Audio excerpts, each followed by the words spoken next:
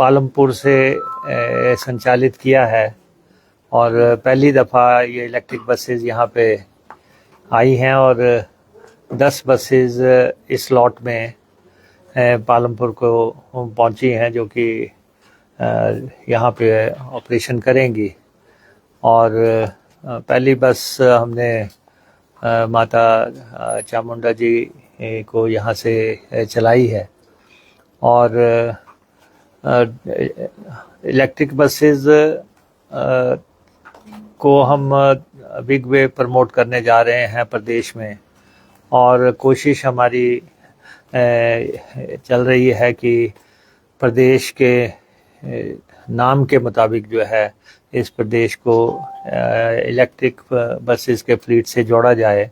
तो first lot में हमने 300 बसेस जारी की हैं और वो डिफरेंट प्लेसेस से जहाँ पे हमारे इलेक्ट्रिक चार्जेस लग गए हैं वहाँ से इनका संचालन हो रहा है, क्योंकि इनके लिए चार्जिंग की फैसिलिटी चाहिए। तो उसी कड़ी में आज यहाँ से शुरुआत हुई है और पालमपुर में हमारा चार्जिंग का स्टेशन है और बहुत जल्दी जो है हम जयसिंहपुर में भी हमारा चार्जिंग का स्टेशन स्थापित कर रहे हैं ताकि ऑपरेशन वहाँ से किया जा सके। और धर्मशाला में हमारे चार्जिंग का स्टेशन है, नगरोटा में है और जसूर में है, पठानकोट में ये हमारे चार्जिंग स्टेशन है, देरा में है।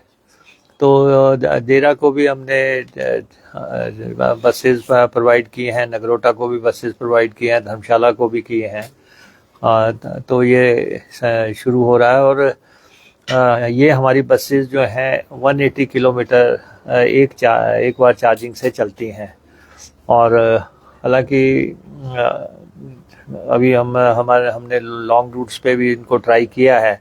कल धर्मशाला से पठानकोट ट्राई किया जो हमारा सक्सेस रहा है और बस हमारी वापस आ गई है पठानकोट जाके। तो ऐसे ही कोशिशें हुई हमारी, ऊना से चंडीगढ़ से वापस आ गई बस।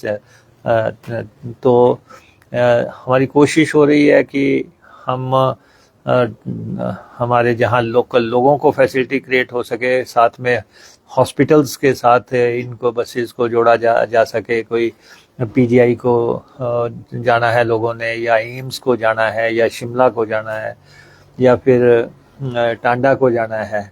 तो कोशिश हो रही है कि उन रूट्स पे और धार्मिक स्थानों पे हमारे लोग श्रद्धालु जाना चाहते हैं। तो अभी ट्रायल्स चल रहे हैं कि कहाँ तक बस हमारी एक चार्ज में पहुंचती है, या जहाँ पे हमारा चार्जिंग स्टेशन है वहाँ हम रिचार्ज की फैसिलिटी अवेलेबल हो जाए। तो आज मैं पालमपुर के लोगों को बधाई देना चाहता हूँ कि यहाँ पे एक सुविधा क्रिएट हुई है और रूट्स हमने निर्धारित कर दिए हैं। और जो भी लोकल लीडरशिप हमारी कहेगी इसमें चेंजेस करने के लिए वो हम करेंगे। एचआरटीसी एक कल्याणकारी संस्था है, ये कमर्शियल ऑर्गेनाइजेशन नहीं है। बहुत लोगों के माइंड में बार बार लोग कुछ कहते हैं कि ये एचआरटीसी घाटे में क्यों है। तो हम बड़ा स्पष्ट, हमारा इसमें दृष्टिकोण बड़ा स्पष्ट है कि एचआरटीसी एक कल्याणकारी संस्था है। जैसे दूसरी कल्याणकारी योजनाएं चलती हैं प्रदेश में, उसी ढंग से एचआरटीसी पिछले 52 साल से हिमाचल प्रदेश के लोगों की सेवा कर रही है। और ये रोज़ाना लगभग 5 लाख लोगों को उनके गंतव्य स्थलों पे छोड़ती है ये बसेस। और दूर दराज, दुर्गम, ट्राइबल, कबायली इलाकों तक ये बसें जाती हैं। और हमारी बसेस जो है, आप देखते हैं कि दिल्ली से ले तक की सर्विसेज जो है एचआरटीसी चला रही है। और हिमाचल प्रदेश का हर नागरिक किसी न किसी समय इन बसों में चढ़ा होगा। आप भी जितने लोग यहाँ बैठे हैं कभी ना कभी आपने एचआरटीसी की सेवा ली होगी। तो ये बस लोगों के दिल के बहुत करीब बस है। हिमाचल प्रदेश के लोगों के साथ इस बस का भावनात्मक रिश्ता है। और कुछ कारणों से मैं ये बताना आपको चाहता हूँ कि जो इसके घाटे की वजह रहती रही है कि क्योंकि हम हर गांव को जोड़ते हैं, हर दुर्गम इलाके को जोड़ते हैं, तो जहाँ कोई नहीं जाता है वहाँ पे हमारी बस जाती है। सेकेंडली हम रियायती सफ़र भी करवाते हैं, जैसे महिलाओं को 50% सफ़र करना है। ऐसी 28-30 कैटेगरीज ऐसी हैं जिनको कि HRTC रियायती सफ़र करवाती है और जनहित में। और थर्डली ये है कि हम जो हैं अपने कर्मचारियों को OPS भी देते हैं और हमारे लगभग 10,000 कर्मचारी OPS के दायरे में आ चुके हैं और उनका भविष्य पूरी तरह सुरक्षित है। तो पेंशन को लेके भी, और दूसरा हमारे ड्राइवर कंडक्टर एक पे स्केल से गवर्न होते हैं जो कि प्राइवेट में नहीं होता है। तो इसलिए वो सारी चीज़ों को ध्यान में रखते हुए फिर भी हम इसमें 2900 के आसपास बसें चलाते हैं और कोशिश ये है कि हम अपने फ्लीट को बदलें। तो पहले हमने 200 के आसपास डीजल की बसेस मंगवाई थी और उसके बाद अब हमने ये 300 इलेक्ट्रिक बसें मंगाई हैं और इसके बाद 47 सीटर बसें भी डीजल की हम मंगा रहे हैं, क्योंकि जो लॉन्ग रूट चलता है हमारा, चाहे दिल्ली को है या हरिद्वार को है या कहीं और स्टेशंस को है, तो वहाँ पे हमें 47 सीटर बसेस की रिक्वायरमेंट है। तो वो बसेस का फ्लीट का भी हम कोशिश कर रहे हैं टेंडर्स करने के। और उसके अलावा छोटे छोटे रूटों पर हम मिनी का ट्रायल भी करने जा रहे हैं, वो बसेस भी हम मंगवा रहे हैं।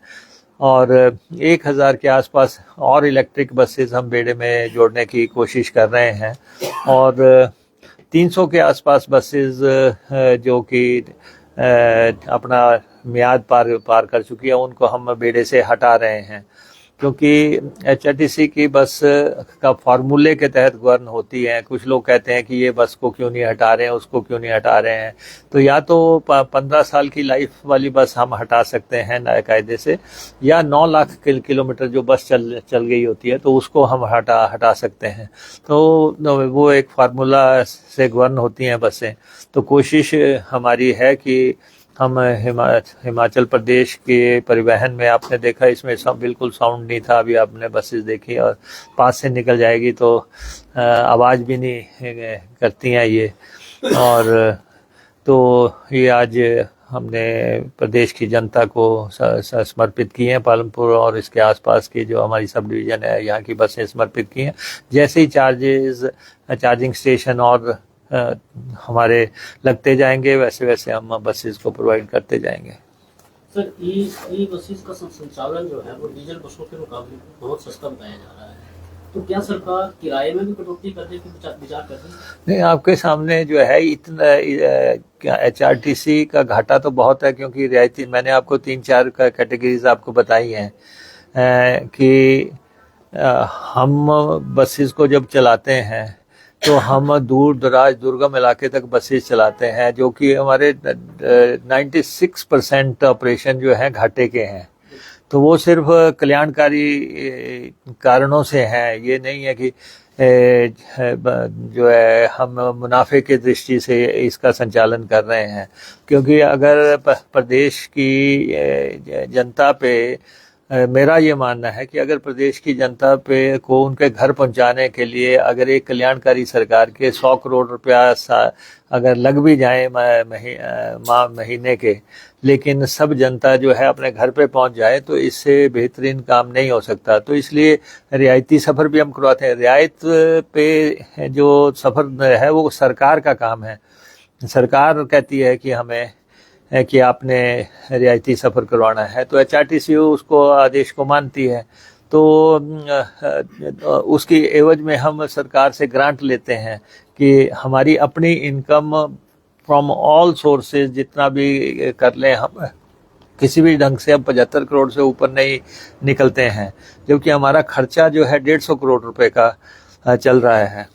तो उसमें जो हमारा ये राशि है, आपको मालूम है कि डीजल पे हमारा 40 करोड़ रुपया पर महीने खर्च होता है, टायर्स खरीदने पड़ते हैं, स्पेयर पार्ट्स खरीदने हैं, गाड़ियों की रिपेयर करनी है, वर्कशॉप चलानी है, तो बहुत लंबा चौड़ा काम है। और 150 करोड़ रुपए अगर हमारे पास होंगे तब हम पे पेंशन्स वगैरह प्रॉपरली दे पाते हैं। नई बसें खरीदते हैं, उनकी फिर किस्तें देनी पड़ती हैं, इंटरेस्ट देना पड़ता है।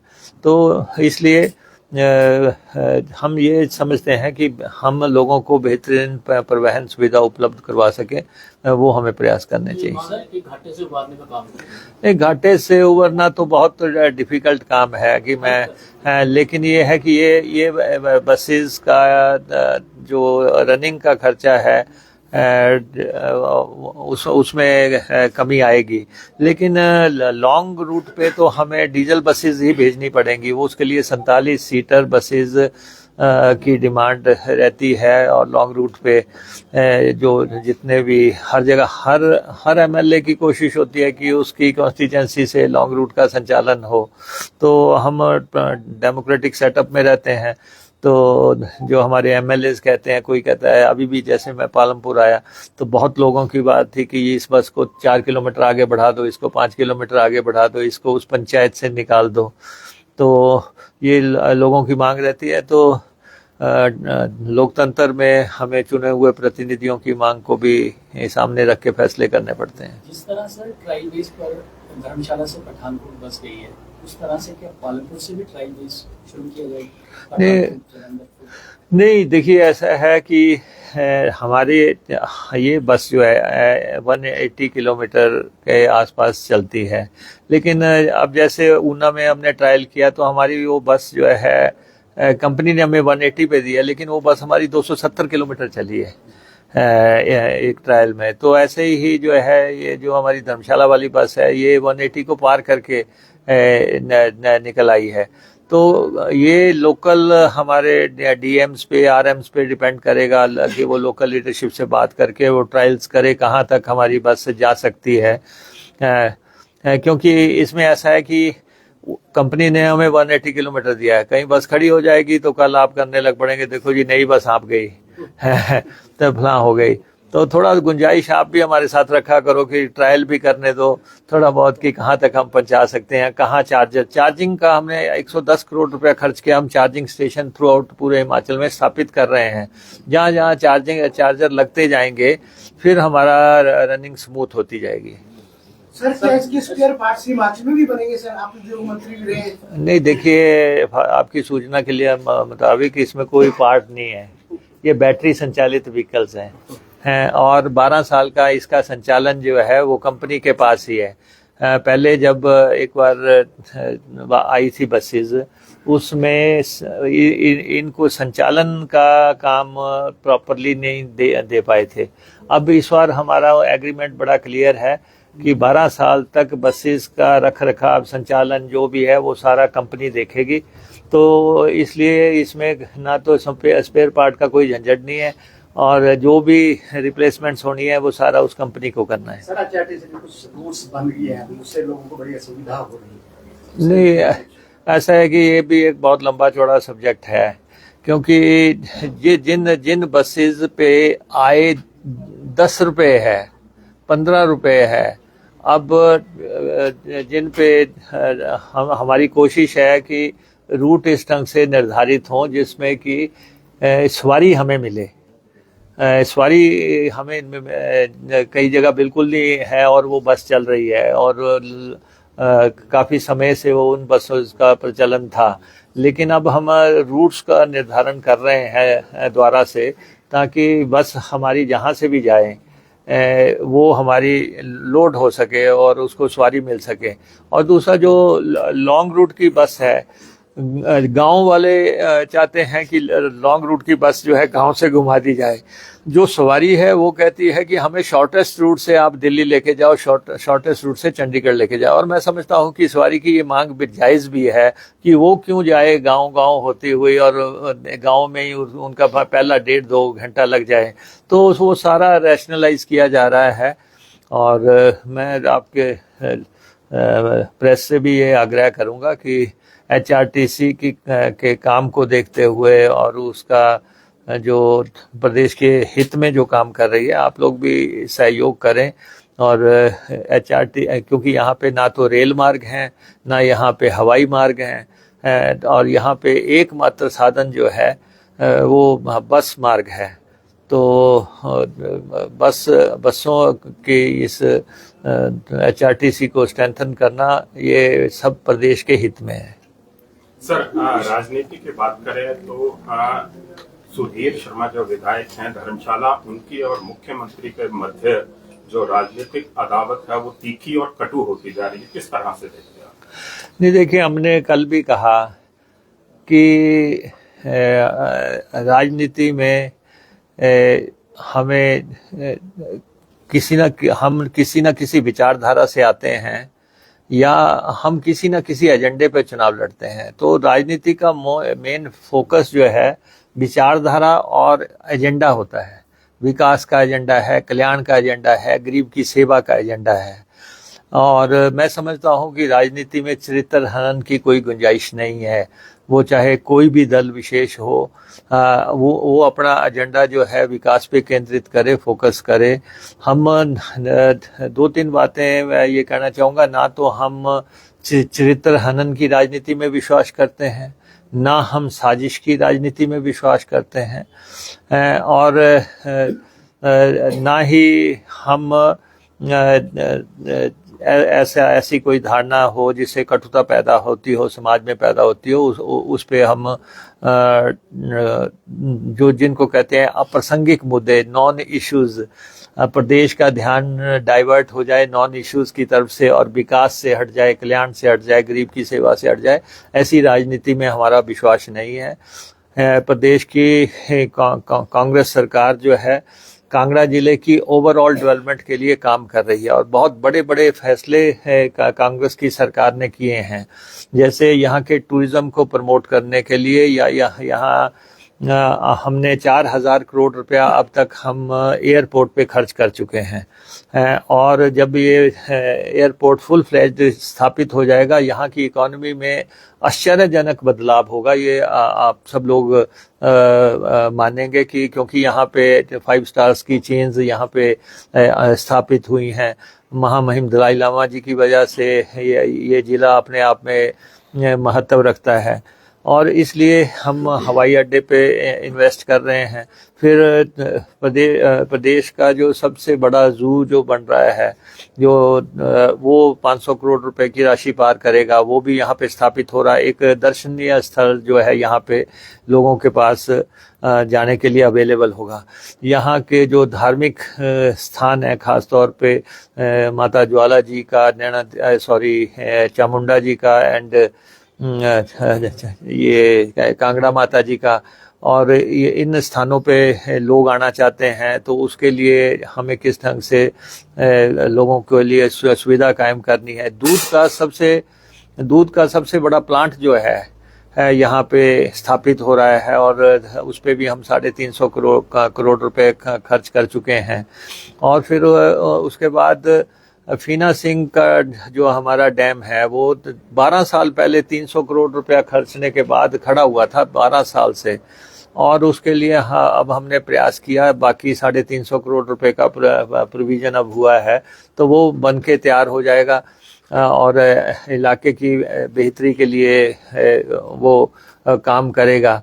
तो इसलिए हर फील्ड में अब इलेक्ट्रिक बसेस हम यहाँ पे ला रहे हैं और नगर निगम हमारे स्थापित हुए हैं। जैसे हमारा पालमपुर का ही नगर निगम है, उससे यहाँ की आर्थिकी में और संपन्नता में बदलाव आएगा। तो कोशिशें हमारी लगातार जारी हैं कि इस इलाके के आपके सामने यहाँ की सेंट्रल यूनिवर्सिटी भी बहुत जल्दी बन के तैयार हो जाएगी। वो भी एक बड़ा अदारा है इस जिला के लिए।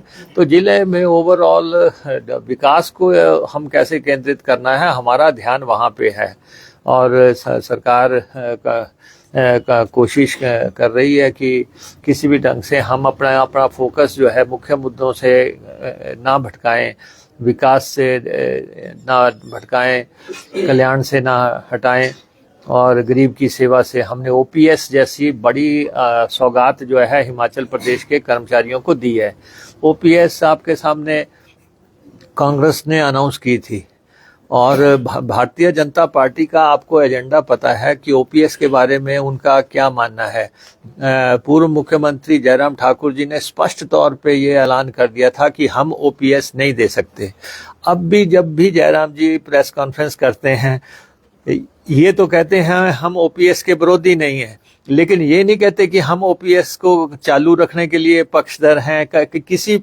किसी भी उनकी प्रेस कॉन्फ्रेंस में आपने सुना हो कि जयराम जी ने ये कहा हो कि हम ओपीएस को जारी रखेंगे, हम ओपीएस के पक्षधर हैं। वो हमेशा ये कहते हैं। हमने ओपीएस का विरोध कब किया?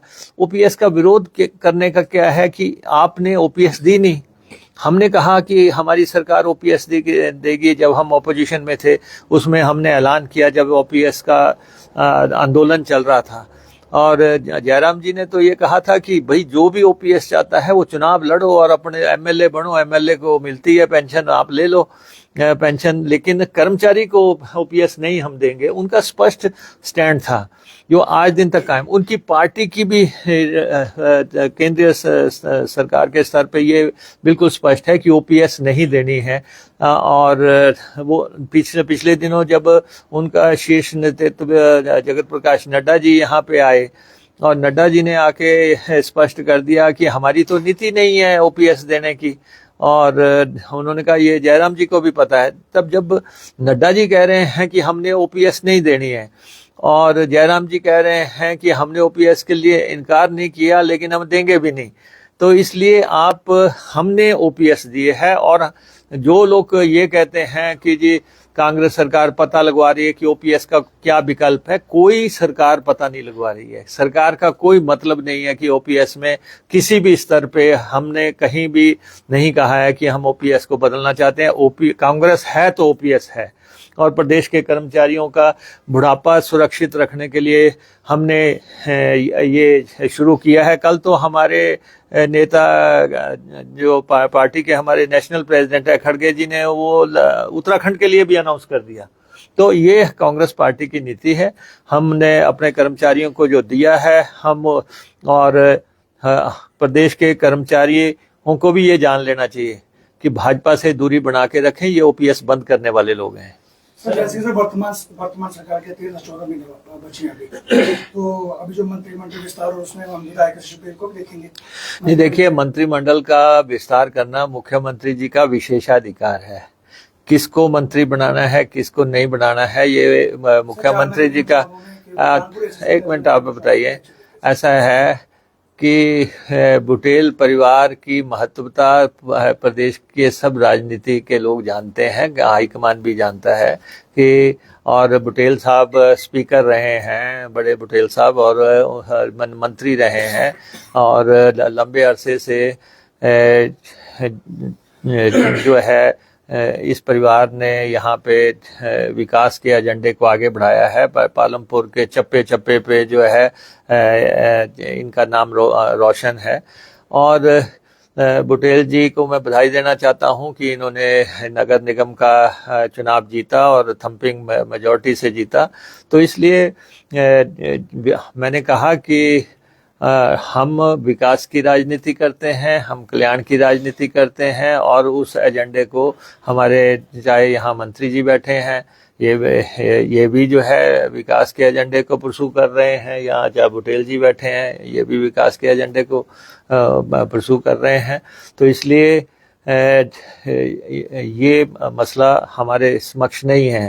जो जैसे ये मंत्रिमंडल विस्तार की बात हुई थी उसके दौरान आप दिल्ली गए थे और जो कांग्रेस लीडर हैं वहाँ पे राष्ट्रीय अध्यक्ष उनसे मिले थे, तो वहाँ पे ये चर्चाएं हुई थी, वहाँ पे अपनी बात रखी थी आपने नहीं, ऐसा है कि मैंने आपको कहा कि किसको मंत्री बनाना नहीं बनाना ये मुख्यमंत्री जी का विशेषाधिकार है। मैं लीडर ऑफ अपोजिशन रहा हूँ और मैं इसमें डिप्टी चीफ मिनिस्टर हूँ, और इसलिए जो है मैं पार्टी का इम्पोर्टेंट फंक्शनरी हूँ, और उस फंक्शनरी होने के नाते मुझे कांग्रेस की लीडरशिप से मिलने का मौका मिलता रहता है। कांग्रेस पार्टी ने समय समय पे जब भी मेरे से राय मांगी जाएगी या सुझाव मांगा जाएगा या प्रदेश के संचालन में, तो मैं अपनी बात रखता भी आया हूँ, रखूंगा भी। तो लेकिन सरकार हमारी बेहतरीन तरीके से विकास के एजेंडे को आगे बढ़ा रही है। सर, कृषि विश्वविद्यालय पालमपुर में 3 साल से कुलपति नहीं है, छात्रों में अच्छा खासा रोष है और लगातार जो है प्रदर्शन भी छात्र कर रहे हैं, तो क्या यहाँ पर कुलपति दिया जाएगा? क्योंकि शांता कुमार जी ने भी सरकार को लिखा है और कहा है कि छात्रों के हित से खिलवाड़ ना किया जाए। नहीं, देखिए ऐसा है कि मैं एक बात आपको स्पष्ट करूं कि deputy chief minister is a minister of his departments. वो अपने विभागों का मंत्री होता है और इसके बारे में कोई ज़्यादा गलतफहमी नहीं होनी चाहिए। ये जो रुतबा मिलता है ये सिर्फ एक वरिष्ठ आदमी को उसकी सम्मान देने के लिए एक रुतबा होता है। बाकी एग्रीकल्चर मिनिस्टर आपके जिला से हैं, आप कभी उनके पास चाय पी के आओ और उनसे पूछो कि एग्रीकल्चर यूनिवर्सिटी के बारे में सवाल पूछो। मुकेश जी, पिछले नगर निगम चुनाव हुए थे एमसी के, उस टाइम आप यहाँ पे आए थे, इस बार भी चुनाव हुए, आप में एक बदलाव देखा गया है। आपको फायर ब्रांड लीडर की तरह देखा जाता था, हर बात पे आप बेबाक तरीके से जवाब देते थे, लेकिन 2-4-3 साल से देखा गया है आप बिल्कुल सिंपल सिटी से बिल्कुल हल्के से जवाब देते हैं। आपने अपना पुराना जो स्टाइल है उसको चेंज किया है, इसके पीछे क्या? नहीं, देखिए ऑपोजिशन में काम करने की शैली और सरकार में काम करने की शैली में फर्क होता है। नहीं, सरकार ऐसा है, जब हम ऑपोजिशन में होते हैं तब हमें सत्ता लानी होती है। मुझे इस बात का फख्र है कि मैं जब लीडर ऑफ ऑपोजिशन था, मुझे एक टास्क असाइन किया मेरी इस पार्टी ने और मुझे ये जिम्मा दिया था कि प्रदेश में कांग्रेस की सरकार स्थापित होनी चाहिए और उसके लिए हमने काम किया। तब हमारा जो रोल था एक अलग रोल था। अब हम सरकार में हैं, सरकार में अनुशासन से रहना, सरकार को आगे बढ़ाना, उसमें रोल रहता है। और आपने देखा होगा कि I am a true congressman. आपने बड़ा अरसा पहले देखा होगा जब वीरभद्र सिंह जी थे, तो एक समय वो हमारे नेता रहे हैं और हमारे पॉलिटिकल कैरियर को शेप आकार देने में उनका बहुत योगदान रहता था। लेकिन जब एक समय आया जबकि यहाँ पे एक पार्टी बनाने की बात हो रही थी, तो हमने उसमें भी ये कहा कि हम कांग्रेसमैन हैं, हम कांग्रेस में ही रहेंगे। फिर उसके बाद जब आपने देखा सुखू जी चीफ मिनिस्टर बने और हमने डिप्टी चीफ मिनिस्टर बने, हमने उसको पूरे अदब से सम्मान से ओहदे को ग्रहण किया। फिर उसके बाद जब ऑपरेशन लोटस हुआ, उस समय फुल फ्लैज्ड ऑपरेशन हुआ, हमने अपने पार्टी का साथ निभाया और हमने जो है सरकार को बचाने के लिए जितनी ताकत लग सकती थी वो हमने लगा के रखी। और आज वही है कि हम सब लोग जो हैं आज हम सत्ता में हैं। भाजपा का ऑपरेशन लोटस का अभियान विफल हुआ, तो इसलिए ये स्पष्ट है कि कुछ लोग ये उम्मीद करते हैं कि मैं अगर गवर्नमेंट में नंबर 2 पे हूं तो मेरे मुंह से कोई ऐसी बात निकलवाई जाए जिससे कि विवाद हो, जिससे आई एम अ कांग्रेसमैन, मैं अपनी पार्टी के लिए जीता हूं, अपनी पार्टी के लिए मरता हूं। तो इसलिए आप ये एक्सपेक्ट मत मेरे से कीजिए कि वैसे भी आपको मालूम है नंबर 2 की पोजीशन ऐसी होती है, उस पर सब शक करते रहते हैं। सब लोगों को लगता है कि ये पता नहीं क्या करेंगे। मैं पार्टी का सिपाही हूं, मैं पार्टी के प्रति समर्पित हूं। और तो आप आपसे बात चली थी मंत्रिमंडल विस्तार की, तो आपने कहा कांग्रेसमैन है आप, तो हमको लगा मुख्यमंत्री ने आपसे भी राय मांगी होगी। नहीं, जब ऐसा है मुख्यमंत्री जी, नहीं ऐसा है, मैंने आपको बताया कि I am important functionary of Congress party. अगर मैं जो है डिप्टी सीएम तक पहुंचा हूं या मैंने लीडर ऑफ अपोजिशन का किरदार निभाया है या मैंने प्रदेश में सत्ता परिवर्तन में एक बड़ी भूमिका निभाई है, तो जिस सरकार को लाने के लिए मैंने पूरी ताकत लगाई हो, तो आप ये उम्मीद मत करो कि उसको डिसलॉज करने में मेरी कोई भूमिका कभी हो सकती है। सर आप मैंने एक पत्रकारिता से संबंधित रहे हैं, आपके पृष्ठभूमि, तो यहाँ जो जितने पत्रकार हैं उनके लिए भी आप कुछ सोचेंगे पंजाब गवर्नमेंट में या कहीं और किया जा रहा है? नहीं, 9,000 investment या कुछ और? नहीं, देखिए, हर आदमी अपना भविष्य खुद बनाता है। मैंने पत्रकारिता की और जो मुकाम पत्रकारिता में हासिल करना था वो हमने हासिल किया।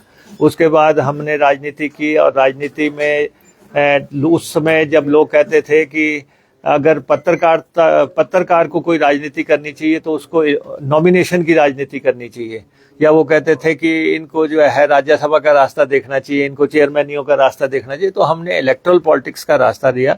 हम पिछले 25 साल से जो है एमएलए चले आ रहे हैं, और पत्रकार फ्रेटर्निटी को ये खुशी होनी चाहिए कि एक आदमी हमारे बीच में से निकला और वो अब तक जो है नॉट आउट बैट्समैन की तरह पिच पे जमा हुआ है, यही बहुत है।